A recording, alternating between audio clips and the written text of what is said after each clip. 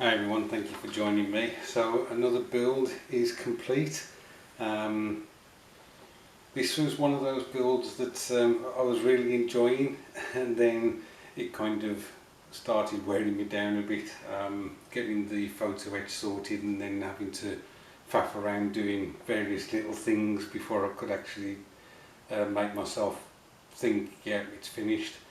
Before I show you the build, I thought I'd give you a bit of a history of the ship. I haven't included everything. This information is from Wikipedia. I know that if you get bored, you'll just fast forward to seeing the build, so I'll try and get through this as quick as I can. This is the most interesting part about the ship's history. So Diether von Roeder was commissioned on the 29th of August 1938. She was allocated to Group 1 of the Norwegian portion of the Narvik campaign in April 1940. The group's task was to transport the 139th Mountain Infantry Regiment and the headquarters of the 3rd Mountain Division to seize Narvik. The ships began loading troops on the 6th of April and set sail the next day. When they arrived off the Otto Fjord on the morning of the 9th of April, the ship remained at the mouth of the fjord while the other destroyers continued into the fjord to land their troops. She was tasked to serve as a picket ship to warn of any British attempt to interfere with the landings. Z-17, that was her designation, was relieved later in the day to land her troops, but resumed her task the following night. Lieutenant Commander Erich Holtorf, the ship's captain, believed that his orders ended at dawn and returned to Narvik harbour. Unbeknownst to the Germans, the 5 destroyers of the British 2nd Destroyer Flotilla, Hardy, Havoc, Hunter, Hotspur and Hero, were not far behind him. Invisible in the dark and snow, they torpedoed 2 German destroyers and badly damaged 2 others, while Z-17 fired all her torpedoes blindly at the harbour entrance and attempted to engage the British ships with her guns despite the driving snow. All of the torpedoes missed, possibly because their depth controls were set too deep and her gunfire was ineffective. Visibility cleared as the leading British ships finished their attack on the harbour, and several of them engaged Z-17. She was hit by at least 5 4.7-inch shells, which destroyed number 3 guns, severed the controls to the rudder, damaged the centre and aft boiler rooms, knocking out all power, and set an oil tank on fire.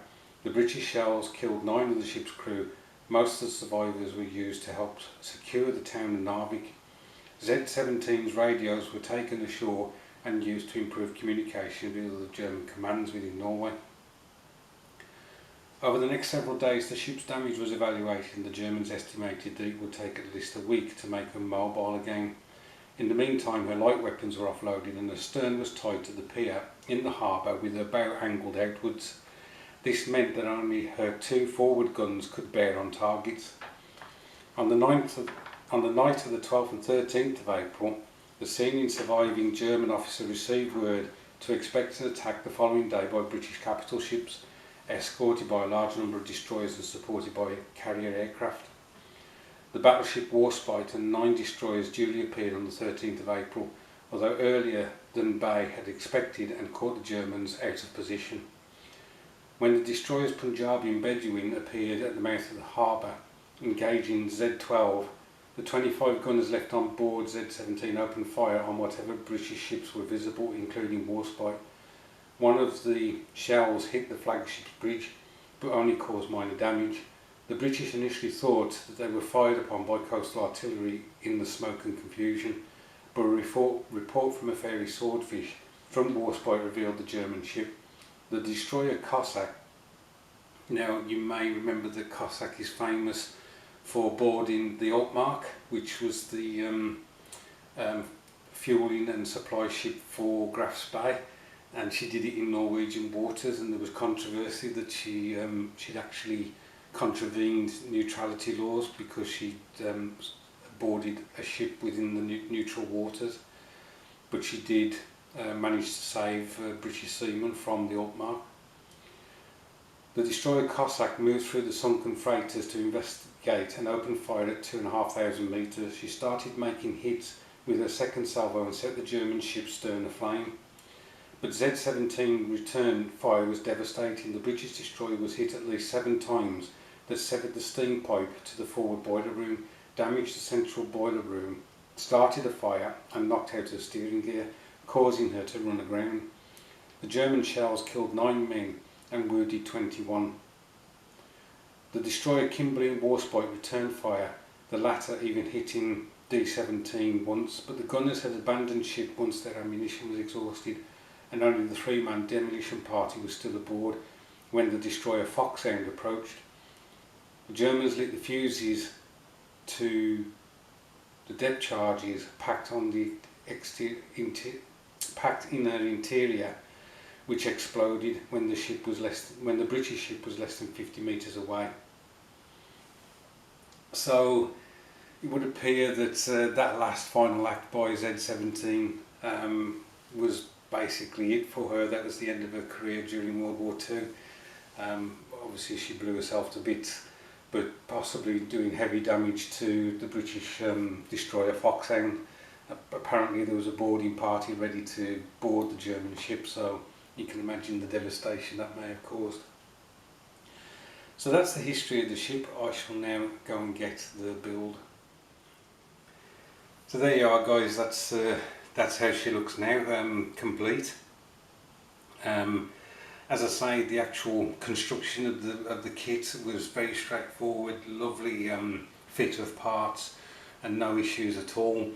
It was just later on when I was trying to fit the photo etch railings and doing the rigging on the ship that it really kind of started to grate a bit.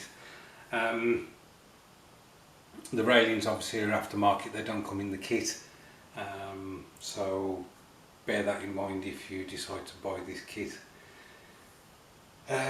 What can I say? You know that I had issues with the airbrush, and there's still a query as to whether the paint was actually spraying when I did this upper part. But the thing is, this upper part is lighter than the grey primer I was using, so it must have been doing something. The rigging is easy line. In the past I've had issues with it, but it worked quite well this time. I think what I learnt is you don't put a huge dollop of CA glue where you want to join the easy line to various parts of the ship. You just put a little amount, and that means that the super glue dries quicker, but also and so then as a consequence the easy line will attach, and you're not sat there for ages trying to hold the bloody thing in place. The photo etch railing was basically bent using whatever I could find that would give me a reasonable circumference to fit on some of these circular parts.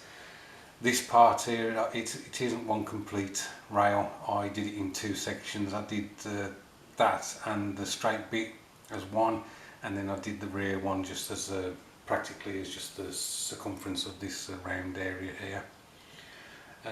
Anything else?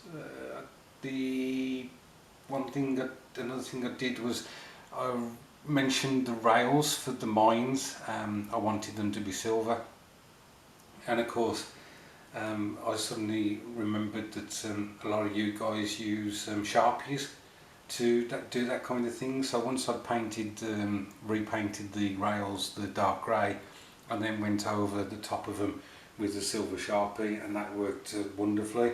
I also used a Sharpie on the brass for the propellers as well. I think that's all I can say really. I've already spent a lot of time giving you a history of the ship.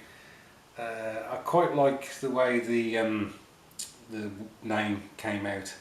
That was just dry brushing. I dry brushed the base dark, sprayed it black, dry brushed it a basalt grey, and then just kept adding white and just kept dry brushing. The first dry brush, obviously with the basalt grey, was quite a heavy one, and then I just decided, you know what, I'm going to dry brush the lettering, see if that comes out, and as I say, I quite like that.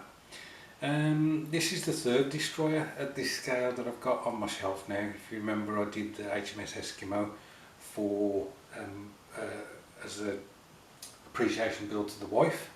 I then did the modern HMS Dauntless, which is the Airfix kit, but that's a waterline. Having done Eskimo and now Diether von Roeder's full hull, I wish I'd done the Airfix kit, the HMS Dauntless as full hull, but never mind.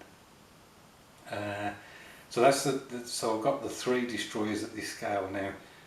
I have got a Fletcher class destroyer to do in this scale, and I've also got the photo etch for that. I think I'm going to move away from doing these types of ships for the moment. I want to get back to doing the name that film dios and just something in 1/76 scale or something like that, just to kind of build the mojo back up again a bit. It's the weekend. Well, it certainly is for me. I know some of you guys are still at work possibly, but I'm going to crack on with more builds now at the bench. Thanks ever so much for watching, guys. I do hope you have a great weekend, enjoying all your videos as always, and I'll catch up with you soon.